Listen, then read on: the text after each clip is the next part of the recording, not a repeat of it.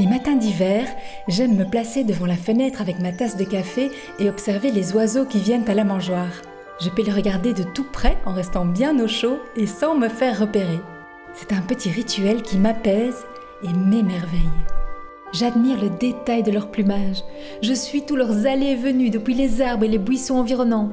J'observe comment ils interagissent les uns avec les autres. La plupart d'entre eux sont des habitués des lieux.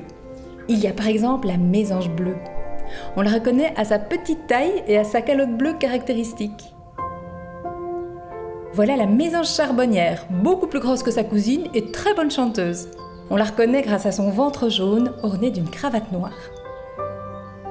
Et puis il y a aussi les moineaux, qu'on observe souvent en petites bandes très bruyantes.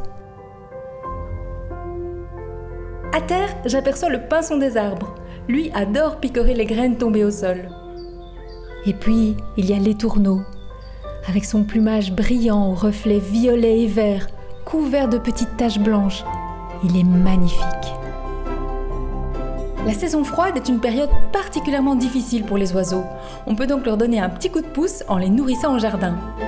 En ce qui me concerne, je leur donne des graines bio que je trouve dans des commerces spécialisés ou des boules de graisse que je réalise moi-même.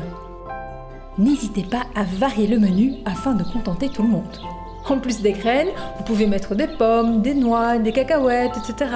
La nourriture doit être placée à différents endroits afin d'attirer un maximum d'espèces différentes.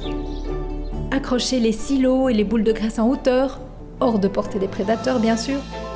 Jetez des graines au sol et pour parfaire le service, prévoyez de l'eau dans un récipient peu profond et changez-la régulièrement.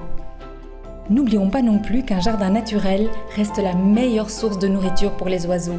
Les haies, par exemple, offrent leurs baies en automne-hiver quand la nourriture se fait rare. Privilégiez si possible les essences indigènes comme l'aubépine, le sureau, la viorne, l'églantier, le fusain.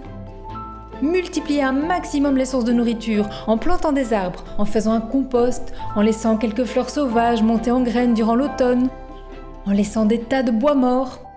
Tiens, en parlant de bois morts, j'ai la chance d'accueillir au jardin un oiseau exceptionnel qui cherche sa nourriture dans les vieux troncs d'arbres. Ah, le voilà, c'est le piquet-pêche. Il vient chercher les insectes xylophages qui se nourrissent du bois mort. Je vous invite vraiment à prendre le temps d'observer toute la vie incroyable qui se déploie au jardin.